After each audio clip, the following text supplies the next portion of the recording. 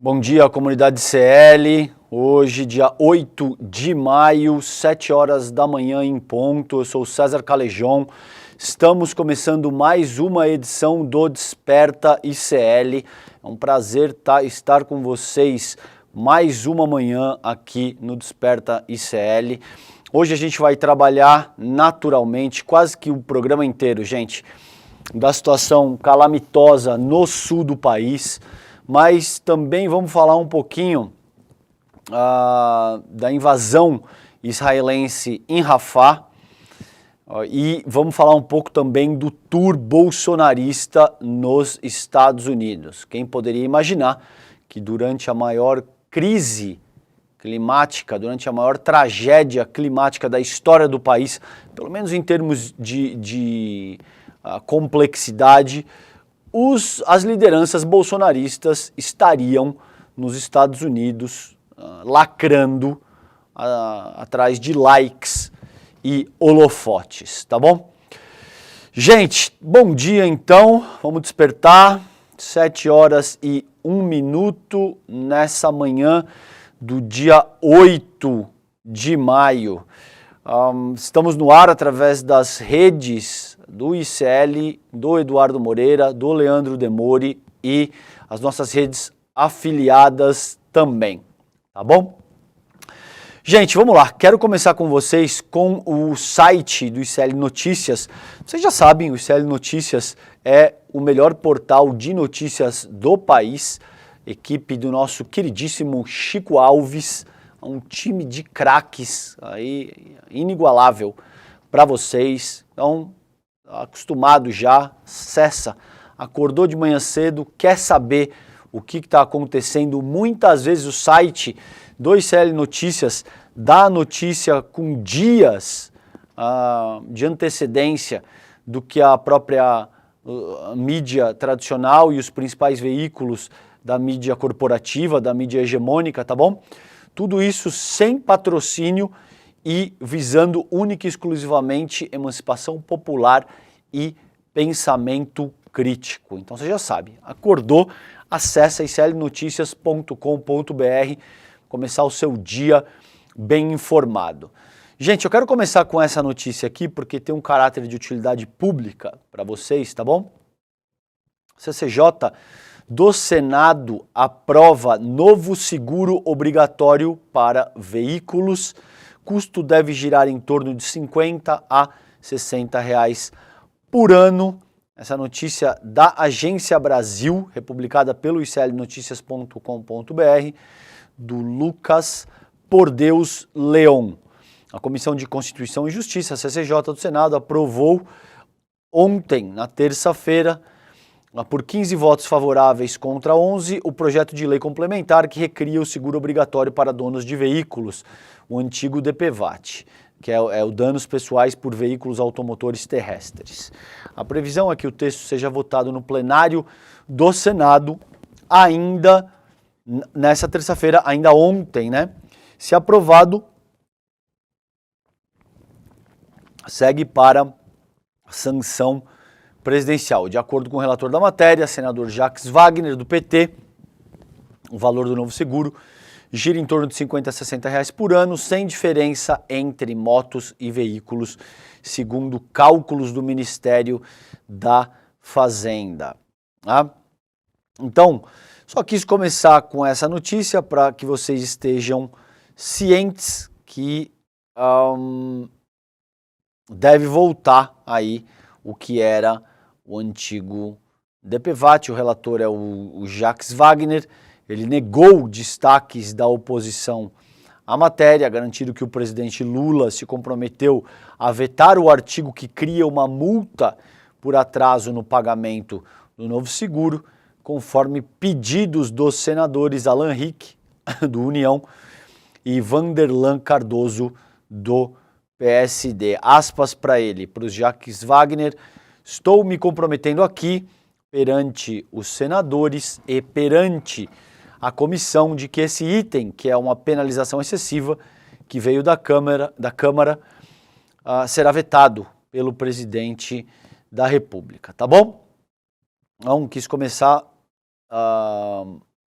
Salientando isso porque isso afeta diretamente o vosso bolso. Então, 7 horas e 5 minutos para você que chega agora. Bom dia, estamos começando mais um Desperta ICL, hoje comigo, César Calejon. A gente tem o nosso time do ICL em campo no Rio Grande do Sul. Heloísa Vilela e o Leandro Demori estão no sul do país cobrindo a tragédia em loco. A gente vai falar disso basicamente hoje o programa inteiro, aí com alguma exceção para olhar para a questão da invasão israelense em Rafah e o tour bolsonarista nos Estados Unidos, tá bom? Gente, vamos lá, ainda no site iclnoticias.com.br. Essa notícia foi publicada ontem, 20 horas e 20 minutos. Rio Guaíba deve levar ao menos 30 dias para reestabelecer nível abaixo dos 3 metros, diz a Federal do Rio Grande do Sul. Especialistas realizaram comparação com dados de níveis observados na enchente histórica de 1941. Isso é importante salientar, gente. É ciência, porque ciência atua com base em dados empíricos, tá? Com base naquilo que já aconteceu anteriormente, com base em dados factuais. O grande barato da ciência é que, independentemente do que eu ou você acreditemos, ela funciona. Senão, não é ciência. Tá? Os achados científicos podem mudar, tudo isso é absolutamente normal e acontece com muita frequência. O que não muda é o método científico para, de alguma forma, descobrir aquilo que é um achado válido ou não. Tá? Daí o problema dos negacionistas, por exemplo, que negam a crise climática, que negam, por exemplo, a eficácia das máscaras, que nega a eficácia das vacinas, gente que durante a pandemia, por exemplo, nunca estudou uma semana de infectologia, por exemplo, de microbiologia, e se meteu a falar que vacina não funcionava, que a máscara não funcionava. É a mesma coisa agora, tá bom? Você tem gente que nunca estudou uma única hora, por exemplo, de qualquer assunto correlato às mudanças climáticas e se mete a dizer que as mudanças climáticas não existem e que isso é uma invenção da esquerda para derrubar o capitalismo. Infelizmente, gente, no começo do século XXI, é com esse nível de imbecilidade e de inépcia que a gente tem que lidar.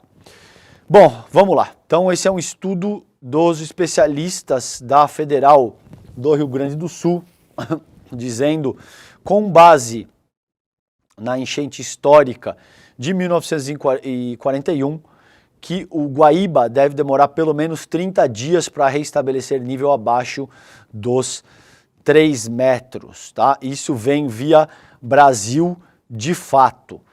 O Instituto de Pesquisas Hidráulicas, do IPH, da Universidade Federal do Rio Grande do Sul, divulgou nesta terça-feira, ontem, que o Guaíba deve demorar ao menos 30 dias para voltar ao nível abaixo da cota de inundação, na casa dos 3 metros. A medição do Guaíba, realizada às 9h15 do dia de ontem, mostrou que o patamar de inundação estava em 5 metros e 25 centímetros. Esta elevação é provocada por chuvas torrenciais que atingem o Rio Grande do Sul desde 29 de abril e que já resultaram na morte de 95 pessoas. Esse é o último dado que a gente tem. O Demori vem trabalhando isso com você. Infelizmente, gente, infelizmente, é com muito pesar que eu faço essa análise. Esse número vai subir. Esse número deve ser muito maior, porque amplas porções do estado ainda estão submersas e, infelizmente, assim que a água baixar, a gente vai ter uma noção do tamanho dessa tragédia e esse número seguramente deve passar a casa das centenas de pessoas mortas, tá bom? Eu vou fazer uma atualização aqui com vocês dos dados de desabrigados e mortes, a extensão do que a gente tem até esse momento, mas infelizmente o estrago deve ser muito maior do que o verificado até esse ponto, tá bom? Na enchente de 1941, o Guaíba levou 32 dias para voltar aos parâmetros abaixo da cota de inundação, quando a água alcançou 4 metros e 76 centímetros. Segundo os órgãos oficiais, o maior nível registrado foi de 5 metros e 33 centímetros no último domingo, dia 5 de maio de 2024, tá?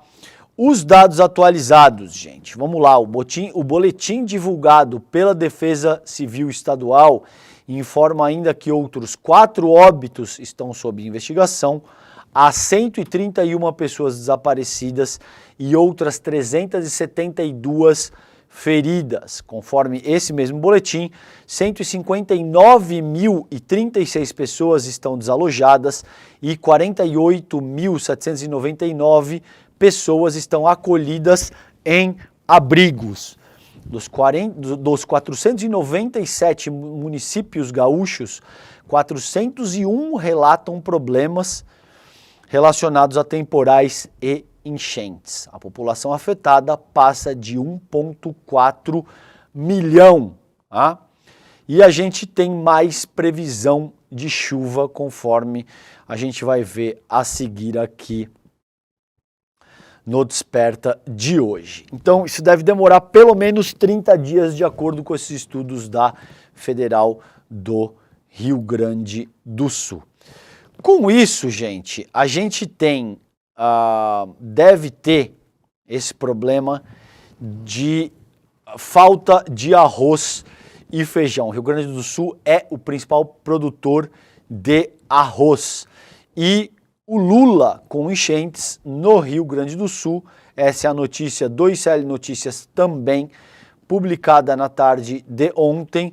O Brasil pode ter que importar arroz e feijão. O objetivo é equilibrar a produção e conter o aumento de preços, diz o Lula. Essa notícia é da Paula Laboicieri, Agência Brasil.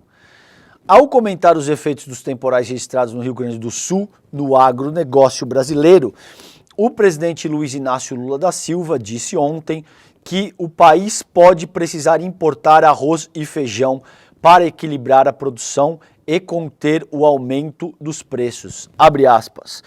Fiz uma reunião com o ministro do Desenvolvimento Agrário e Agricultura Familiar, o Paulo Teixeira, e com o ministro da Agricultura, Pecuária e Abastecimento, Carlos Fávaro, sobre a questão do preço do arroz e do feijão, porque estavam caros. Eu disse que não era possível a gente continuar com o preço caro. Alegaram que a área plantada estava diminuindo e que havia um problema do atraso da colheita no Rio Grande do Sul. Agora, com a chuva, acho que nós atrasamos de vez a colheita do Rio Grande do Sul. Se for o caso, para equilibrar a produção, vamos ter que importar arroz, vamos ter que importar feijão para que a gente coloque na mesa do povo brasileiro um preço compatível com aquilo que ele ganha, completou o presidente Lula ao participar de entrevista a emissoras de rádio durante o programa Bom Dia Presidente, produzido pela Empresa Brasil de Comunicação, a EBC. Tá? Então, é difícil, a gente ainda vai ter que avaliar, gente, qual é a real extensão do estrago provocado por essa tragédia climática no sul, e isso é muito difícil de fazer por hora, porque a água precisa baixar, para que as pessoas consigam acessar as localidades e consigam entender com maior propriedade a extensão do dano provocado, tá? O Lula ainda exaltou o trabalho dos voluntários em meio às enchentes registradas no Rio Grande do Sul e condenou as fake news relacionadas à tragédia no sul do país. A gente vai ver a seguir, infelizmente tem muita gente cretina capitalizando via fake news num momento de tragédia e desespero do povo gaúcho, tá? Diz o Lula aí, ainda tem muita fake news contando mentiras sobre o Rio Grande do Sul, desmerecendo as pessoas que estão trabalhando, fecha aspas, para ele, tá? Não apenas as Forças Armadas, a Polícia Militar, a Polícia Civil, Federal, a Força Nacional, não apenas as pessoas que ganham salários para trabalhar, mas os voluntários. O que mais me apaixona é a quantidade de gente no Brasil inteiro preocupada em ajudar o Rio Grande do Sul. Infelizmente, né, ainda aspas do Lula, um país que tem seres humanos com a bondade que o Brasil tem, não merecia essa indústria de fake news mentirosa. Eu diria até canalha, que vive pregando mentira, deturpando fala, pegando palavras e contando mentiras para a sociedade. Um país não pode ir em frente desse jeito. Me parece absolutamente importante essa fala do Lula e me parece importante também que essas pessoas que utilizam discurso de ódio, que utilizam notícias falsas como plataforma para angariar seguidor e para ganhar capital político, respondam na medida da lei.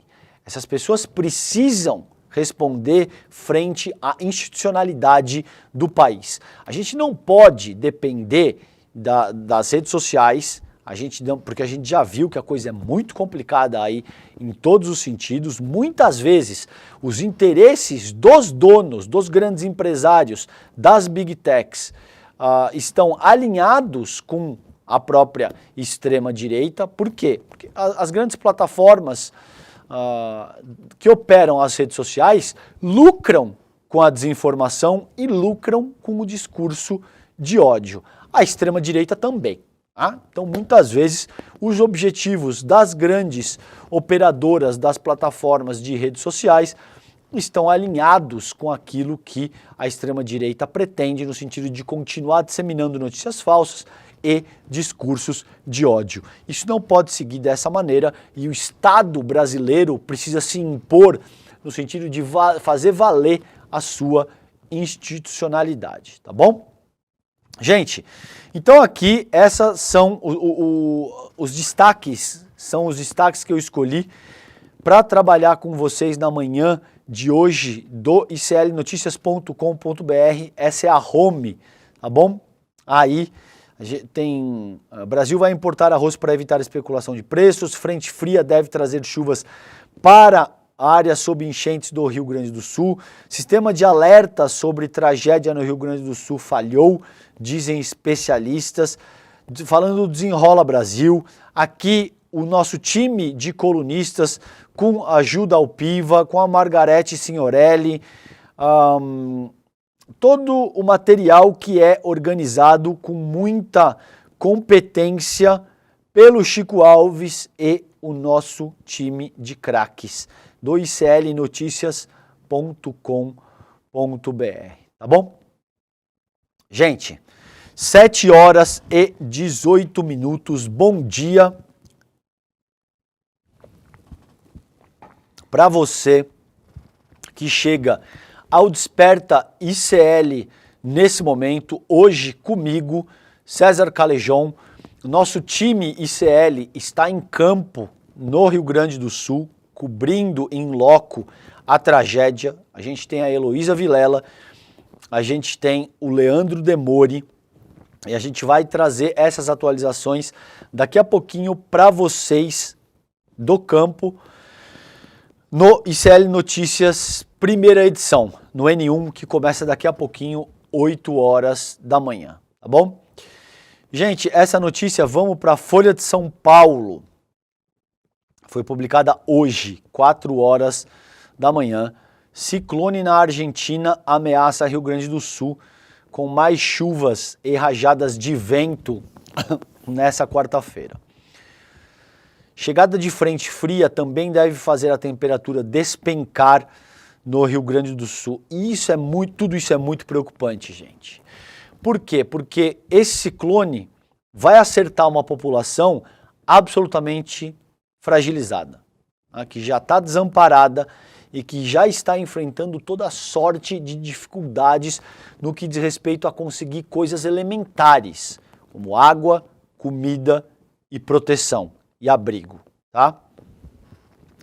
A formação de uma frente fria entre o sul do Brasil, Uruguai e Argentina, associada a um ciclone extratropical que se organiza no mar entre a costa uruguaia e a província argentina de Buenos Aires, deverá ajudar a levar mais chuva ao Rio Grande do Sul. O alerta foi feito pelo Climatempo.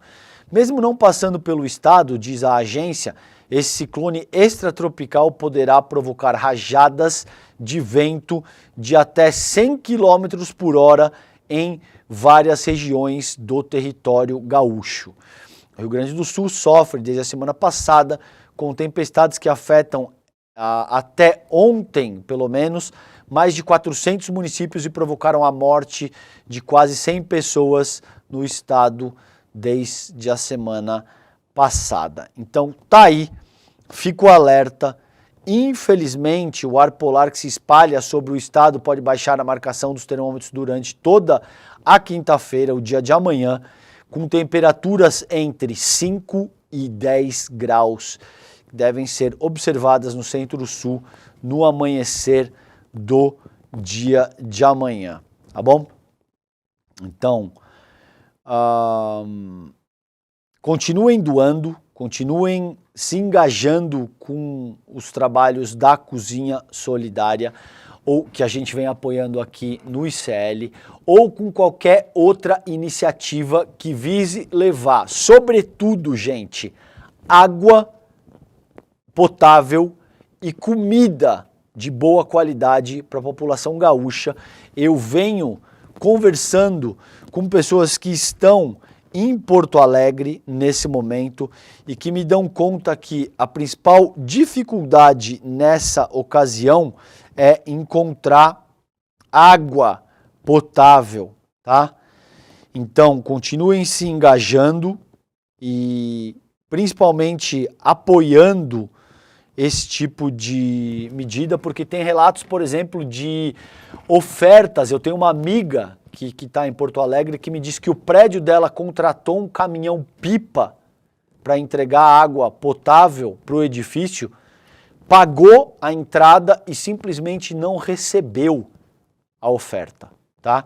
Então existem muitos golpes, muitas questões delicadíssimas, uma tensão social que é muito preocupante e que de fato precisa ser trabalhada com muito cuidado. A Guarda Nacional foi enviada e está na região para evitar saques e para administrar a tensão social que naturalmente se produz em momentos de escassez, principalmente quando as pessoas começam a sentir que elas têm que lutar pelas próprias vidas, tá? Gente, Sul 21 é uma publicação da Bettina Gen. Porto Alegre não disponibiliza lista oficial da população em abrigos temporários. É inacreditável a inépcia e o despreparo da Prefeitura de Porto Alegre e de várias municipalidades do estado, tá bom? Essa minha amiga que está no sul do país, por exemplo, me deu conta que as aulas, por exemplo, foram canceladas ontem, ela me disse. Só ontem, por exemplo, o prefeito decretou o fechamento das escolas. E eles estão revoltados, essas pessoas com as quais eu conversei, por exemplo, considerando o despreparo do poder público local. Tudo tem sido feito de uma forma absolutamente irresponsável e reativa. Não existia nenhum preparo sequer para as coisas mais elementares, como esse tipo de coisa, cancelar aulas frente à maior tragédia climática que o Brasil já enfrentou, não é nem só o estado. Então é alarmante a inépcia dos representantes públicos e do poder público local no Rio Grande do Sul. Está aqui a Bettina Gen. Porto Alegre não disponibiliza a lista oficial da população em abrigos temporários. Listagem de abrigados é responsabilidade dos municípios e será usada para benefício social do governo do estado. Mais de 9.800 pessoas atingidas pela enchente estão em abrigos temporários em Porto Alegre, mas os amigos e familiares não têm como buscar por seus nomes em uma lista oficial. Os locais organizados pela prefeitura ou cadastrados por instituições parceiras abrigam moradores da capital, de Eldorado do Sul e de outras cidades da região metropolitana.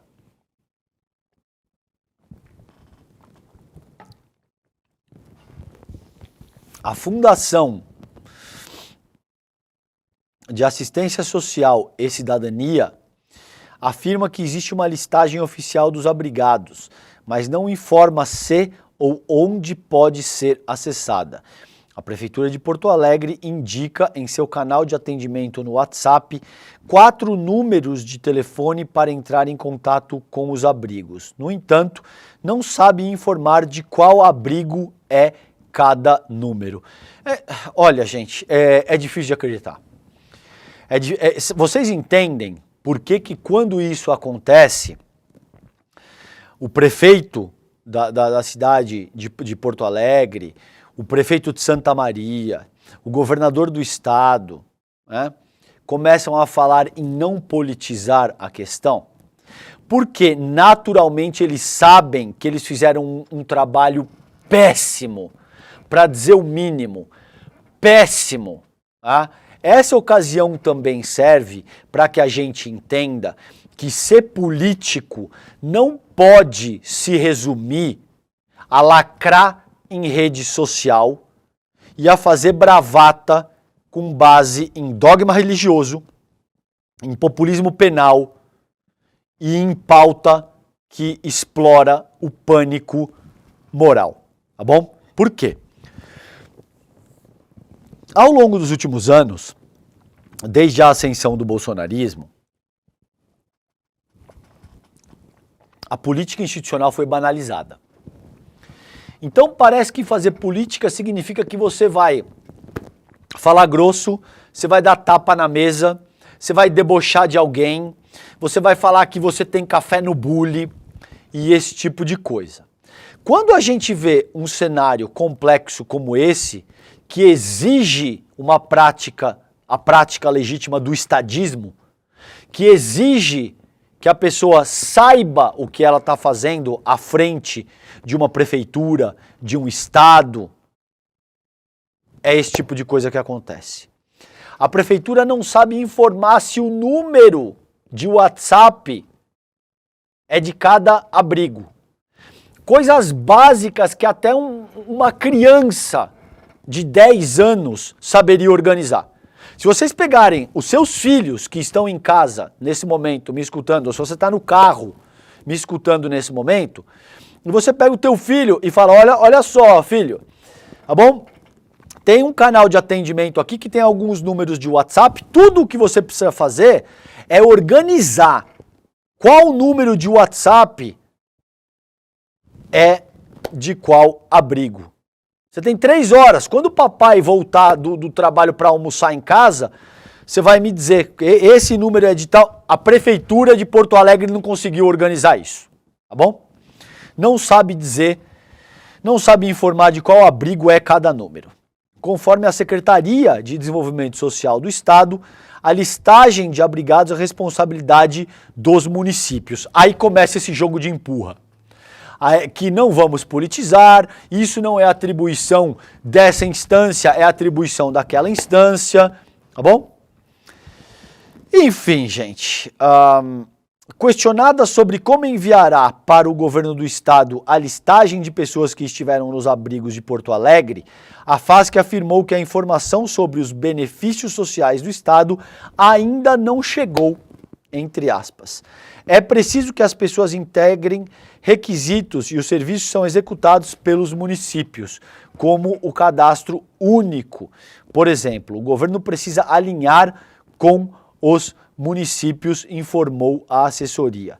Em Canoas, Na região metropolitana, a Prefeitura administra uma planilha com mais de 17.700 nomes de pessoas e os abrigos onde se encontram. A listagem é pública e frequentemente atualizada. Além disso, o município disponibiliza um formulário para quem quiser cadastrar novos abrigos, tá bom?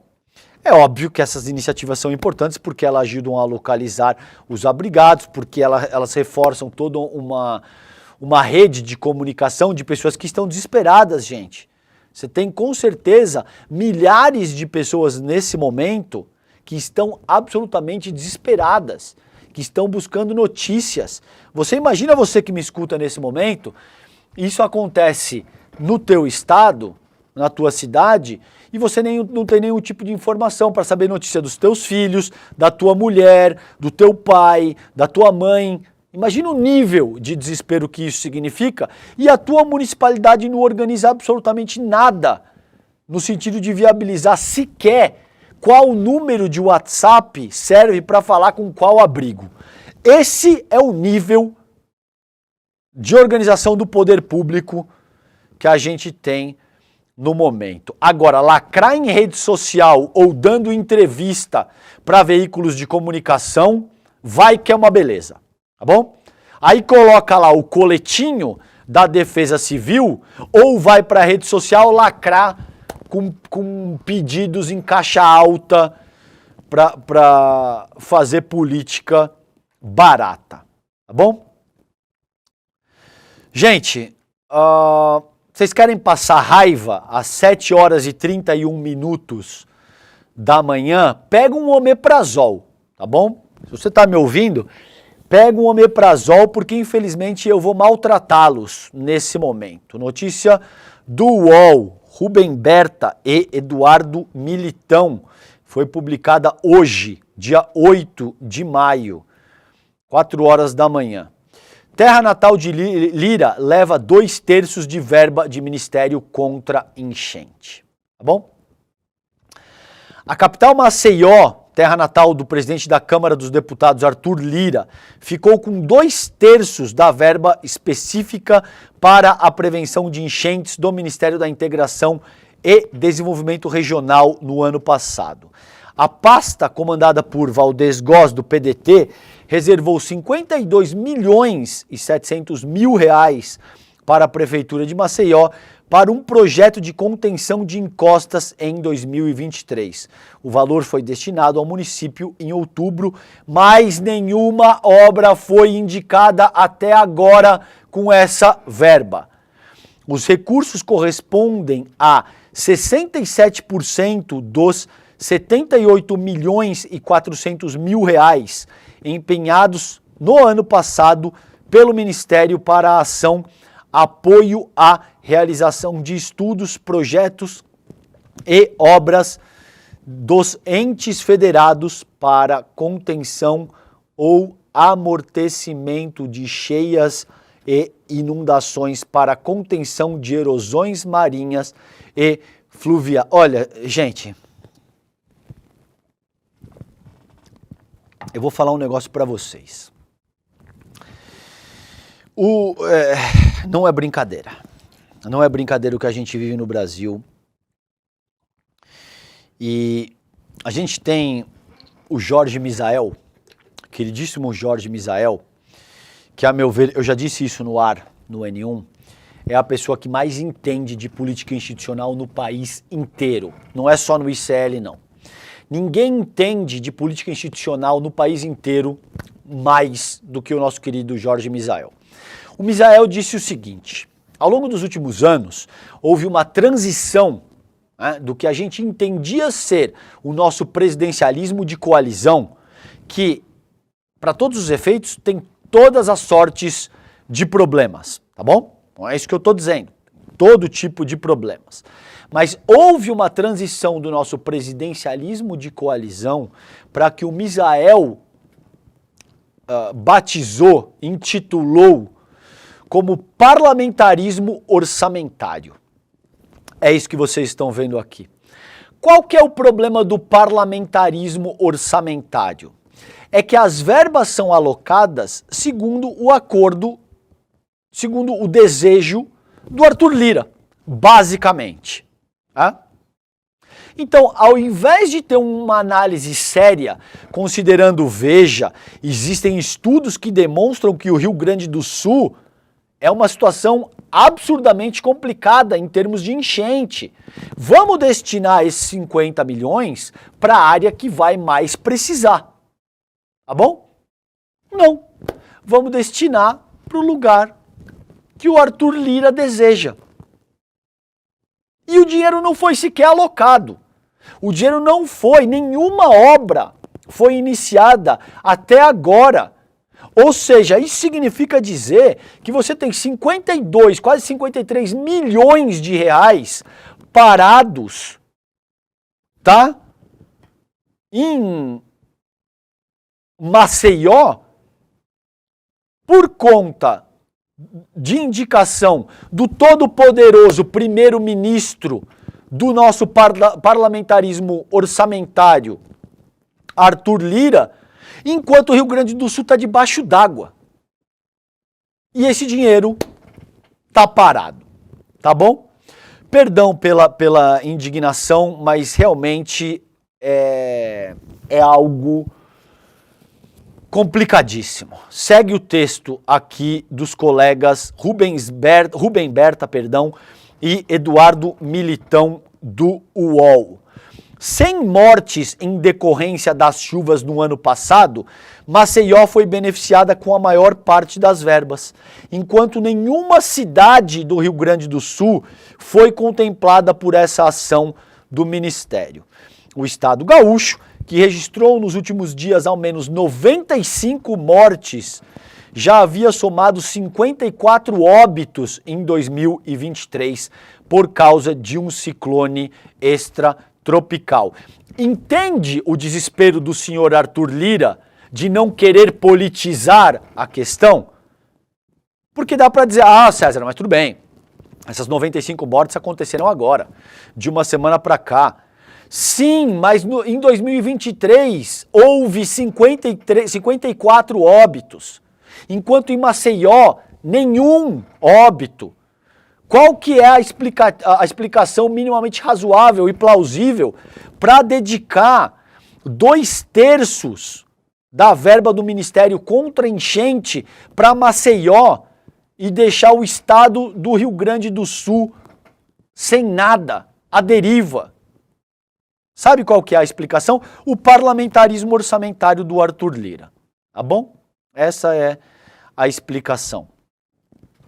O UOL localizou essa ação específica do Ministério voltada à prevenção de enchentes a partir de 2022, último ano de gestão do Jair Bolsonaro. Na ocasião, a rúbrica dispunha de 21.400.000 reais. Nada, porém, foi gasto até hoje.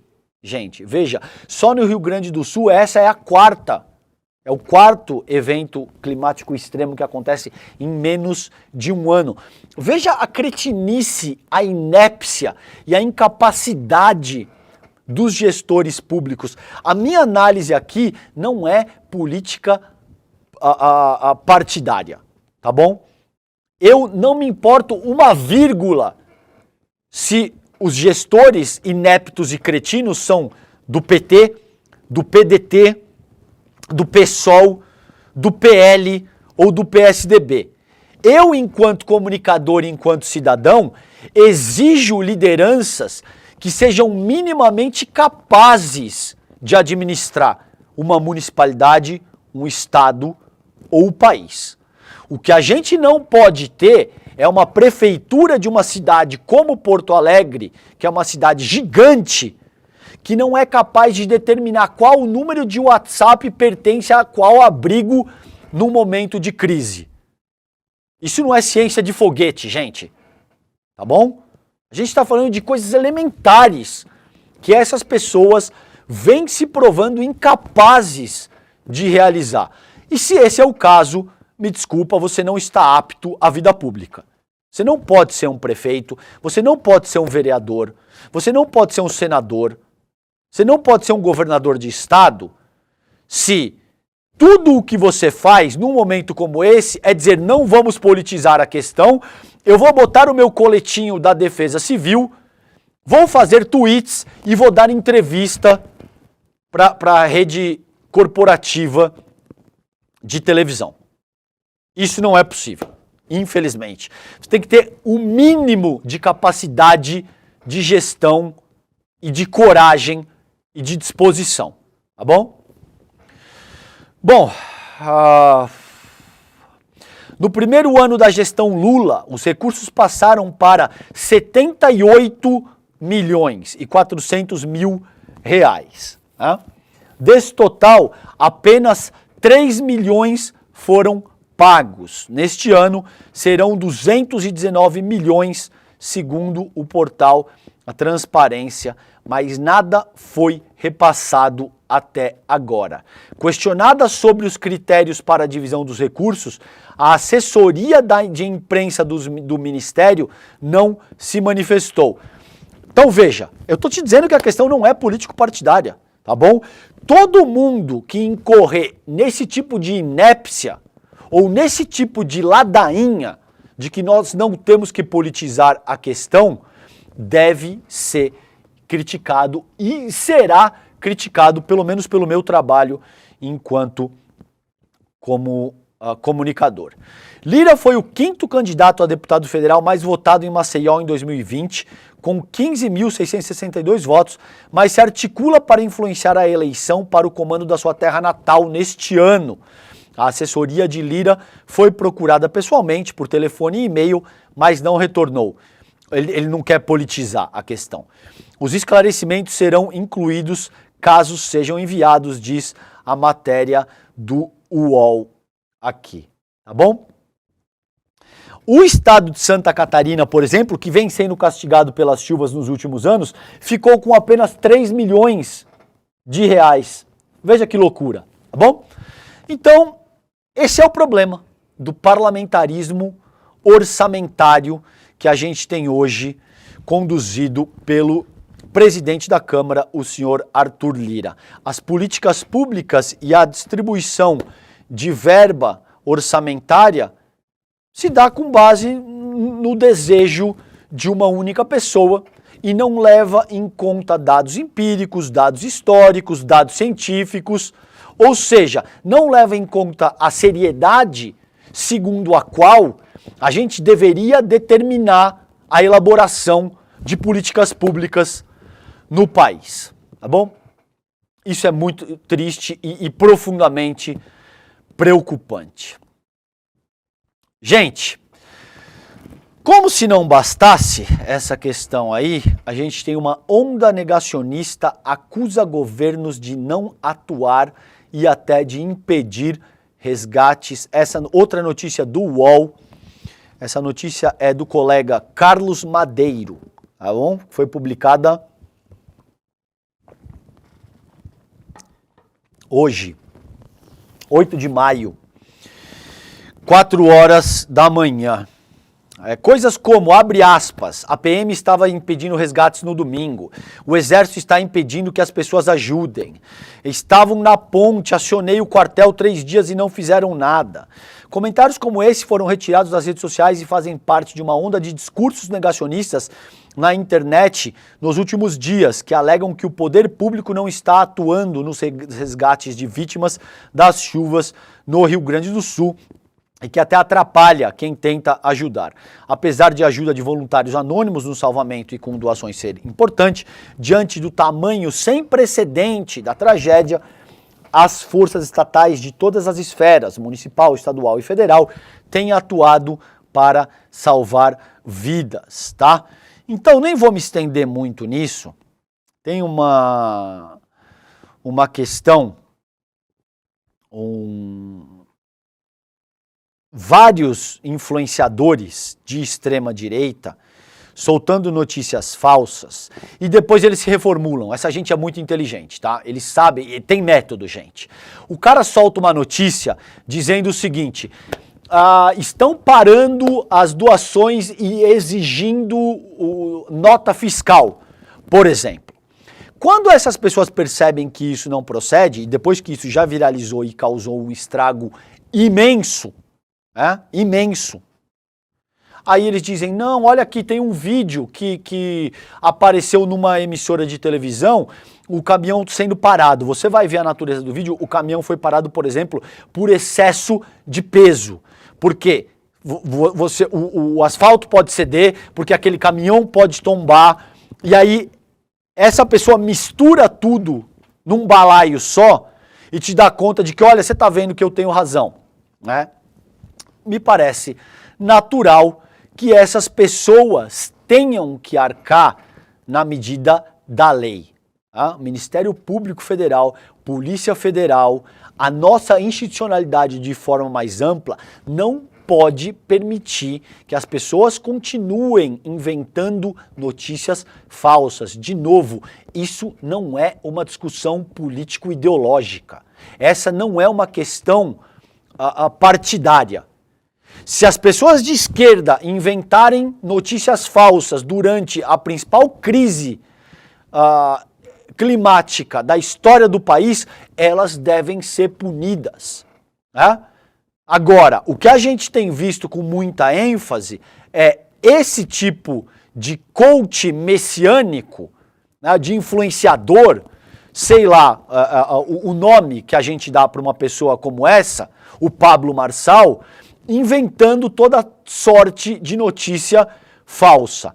Eu fiz questão de trazer para vocês aqui uma publicação do Tássio Lohan, do Metrópolis, tá?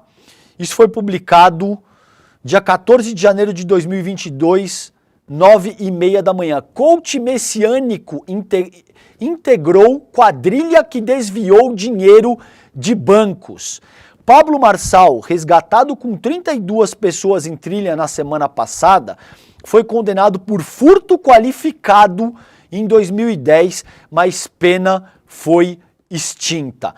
Esse é o cara que hoje está acusando a jornalista Natuza Neri de ser miserável e de ser incompetente, tá bom? Vou repetir para vocês. O Pablo Marçal, que, diga-se de passagem, só está vivo hoje, gente, por conta da atuação do Corpo de Bombeiros.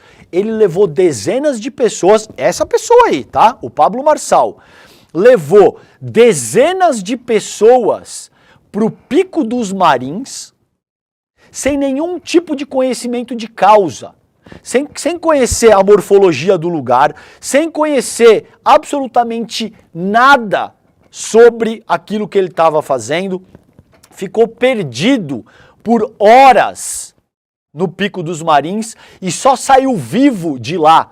Ele e as outras 32 pessoas os incautos que nele acreditaram, porque o Corpo de Bombeiro foi resgatá-los. O Pablo Marçal ainda xingou o Corpo de Bombeiros. É isso mesmo. O Pablo Marçal, depois de ter a vida salva pelo Corpo de Bombeiros, ainda conseguiu xingar os bombeiros que salvaram a sua própria vida no Pico dos Marins, tá bom? Essa pessoa, o Pablo Marçal, foi condenado por furto qualificado em 2010, mas a pena foi extinta. Diz esse texto do Tássio Lohan, de 14 de janeiro de 2022. O coach messiânico Pablo Marçal, na ocasião com 34 anos, já foi condenado em 2010 por participar de uma quadrilha que desviou dinheiro de bancos. Segundo o Ministério Público Federal, Marçal era ligado diretamente a 2 homens acusados de chefiar o bando. Ele captava e-mails que seriam infectados com programas invasores e consertava os computadores usados pelos criminosos. O Metrópolis teve acesso a detalhes da investigação. Tá bom? Então não vou me estender muito nisso, mas só para que vocês entendam quem é o Pablo Marçal, qual é o histórico dele. Essa notícia é do portal Metrópolis e para vocês entenderem o quão nociva a atuação de pessoas como esse senhor efetivamente pode ser. Tá bom? Gente, com 80% do estado afetado pelas chuvas, Rio Grande do Sul tem fuga em massa de Porto Alegre em busca de água. Texto da Folha de São Paulo. Capital sofre com desabastecimento e população se desloca em direção ao litoral. As pessoas que podem, né?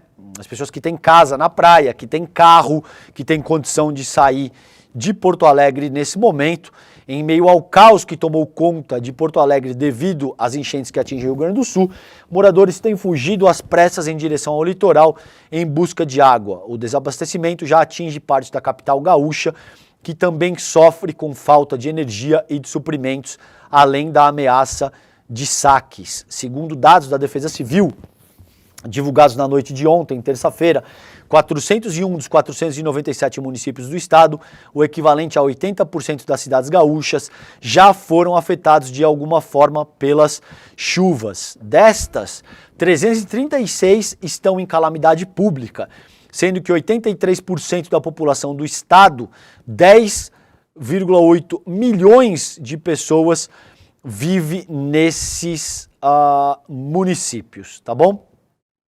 Então, ao todo já temos 95 mortes, 48 mil pessoas desabrigadas e 1,4 milhão de pessoas prejudicadas. Então, as pessoas saindo de Porto Alegre rumo ao litoral e rumo a outras localidades. Se você que me escuta nesse momento pode doar, engaje-se com o projeto da Cozinha Solidária, que o ICL vem apoiando, com outros projetos que visam levar, sobretudo, água potável para as regiões mais atingidas pela tragédia no Rio Grande do Sul. Isso é absolutamente fundamental, tá bom?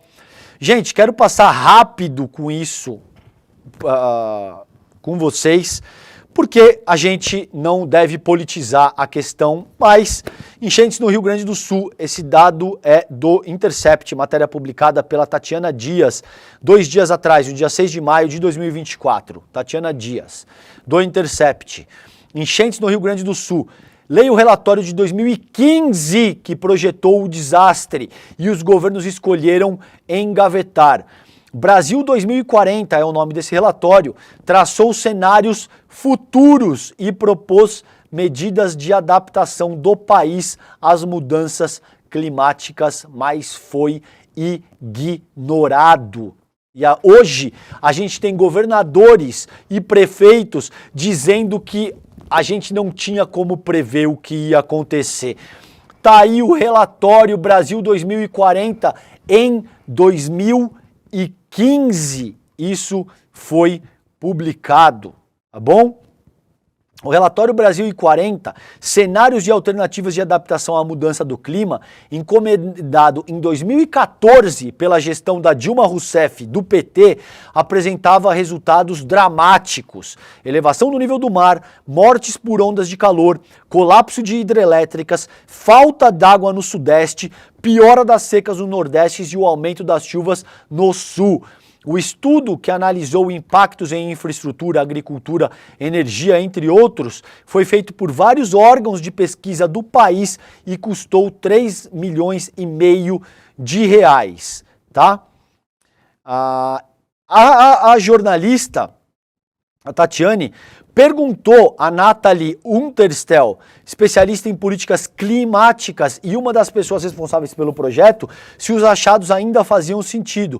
Ela disse que sim, absolutamente tudo, pois trabalhamos com projeções para 2040, 2070 e 2100. Até hoje, não é fácil encontrar o Brasil 2040 na internet. Apesar da urgência de seus alertas, o estudo simplesmente não está disponível publicamente, nem mesmo o sumário executivo. No ano passado, o Ministério do Meio Ambiente chegou a dizer que o documento havia sido extraviado com uma atualização do site na gestão passada. Ou seja, me parece evidente que existe um esforço enorme por parte das forças que mandam no país, no sentido de tentar escamotear a situação dantesca que a gente está vivendo em termos de clima.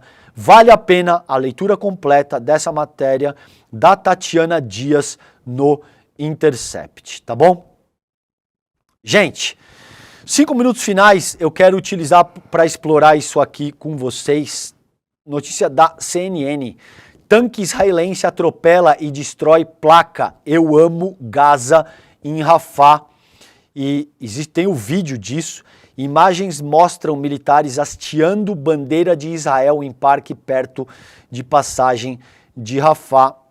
O Netanyahu está invadindo Rafah, que é o último reduto do povo palestino e que a nossa mídia hegemônica vende como sendo uma terra de terroristas. Tá bom? O Jornal Nacional ontem foi inequívoco no sentido de dizer que Rafah é o último reduto dos terroristas do Hamas. Tá bom? É assim que a notícia está sendo contada pelo Jornal Nacional e pela Rede Globo, que vem sistematicamente defendendo o genocídio israelense contra o povo palestino em Gaza, tá? Por que eu fiz questão de trazer isso para vocês? Porque destruir um símbolo não deveria, pelo menos, compreender o escopo de atuação de quem diz enfrentar terroristas. Se você está enfrentando os terroristas do Hamas, não cabe destruir um símbolo da população de Gaza. Então é muito sintomático que um tanque israelense atropele e destrua uma placa da população de Gaza, tá bom? E a gente tem também, em seguida eu trago essa notícia para vocês, do Nayan Lucas Lopes, do colega Nayan Lucas Lopes, que publicou no dia 6, antes de ontem, no IG, senadores dos Estados Unidos ameaçam tribunal após mandado de prisão a Netanyahu. O que é importante a gente compreender? Gente, existe toda uma estrutura internacional. O Tribunal Penal Internacional é essa corte que julga os indivíduos. O Netanyahu deve ser julgado pelo Tribunal Penal Internacional por crimes contra a humanidade. O que o Netanyahu fez, conduzindo o Estado israelense ao longo dos últimos 6 meses, caracteriza inequivocamente um crime contra a humanidade. Eu já disse para vocês em outras análises que, a despeito da Declaração Universal dos Direitos Humanos, do direito internacional público, da Carta das Nações Unidas, quem manda no mundo, de fato, o principal regulador do mundo ainda é o capitalismo anglo-saxão. Aqui você tem os senadores dos Estados Unidos ameaçando o Tribunal Penal Internacional após mandado de prisão ao Netanyahu. Um grupo de senadores republicanos dos Estados Unidos lançou ameaças contra o Tribunal Penal Internacional caso o Tribunal Penal determine mandados de prisão contra líderes israelenses, tá bom? Só queria deixar esse registro aqui, a gente vai trabalhar mais com isso ao longo dos próximos dias, mas isso ilustra graficamente, praticamente, aquilo que eu já coloquei em teoria para vocês, que o principal regulador da sociedade internacional é o capitalismo anglo-saxão e principalmente o Império Estadunidense. Gente, por fim, minutinho final aqui, vou para o blog do Noblar, no Metrópolis, notícia do Vinícius Nunes. Tour bolsonarista no Zéua tem investigados pela PF e foragido. A gente viu aí Deltan Dallagnol, Bia Kicis, Girão, Gustavo Gayer, enfim, fazendo um tour aí pelos Estados Unidos, no momento em que a gente tem a principal crise climática do país, no Rio Grande do Sul. Onde estão as lideranças bolsonaristas fazendo tour para lacrar atrás de like e atrás de holofote nos Estados Unidos, tá? Onde está o general Hamilton Mourão? Ninguém sabe, ninguém viu. Tá? Então, esse é o tipo de coisa que a gente tem quando a gente elege lacradores ineptos que não têm nenhuma aptidão para exercer cargos na vida pública. Durante a maior tragédia do país na seara climática, a gente tem essas pessoas lacrando atrás de likes e holofotes nos Estados Unidos, tá bom? Gente, é isso por hoje. 8 horas em ponto nesse momento. Eu encerro o Desperta ICL e vocês ficam com o ICL Notícias, primeira edição. Um beijo grande, bom dia para vocês e até mais. É amanhã, turma, nossa aula Tudo o que você precisa saber para investir com segurança e rentabilidade. Uma aula onde até quem não sabe nada de finanças, que morre de medo dessa história, vai poder aprender como lidar melhor com o dinheiro, lidar melhor com uma poupança, que não quer dizer caderneta de poupança. Eu te ensino isso na aula também. Pode te ajudar a construir patrimônio ao longo da vida. Se não está inscrito ou inscrita, se inscreve agora, é de graça participar. Amanhã, 8 horas da noite no horário de Brasília.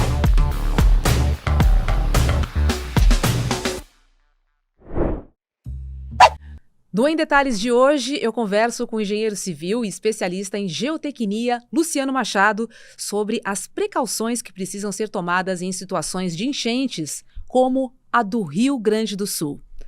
Não perca Em Detalhes, às 10h30 da manhã, logo após o ICL Notícias, primeira edição.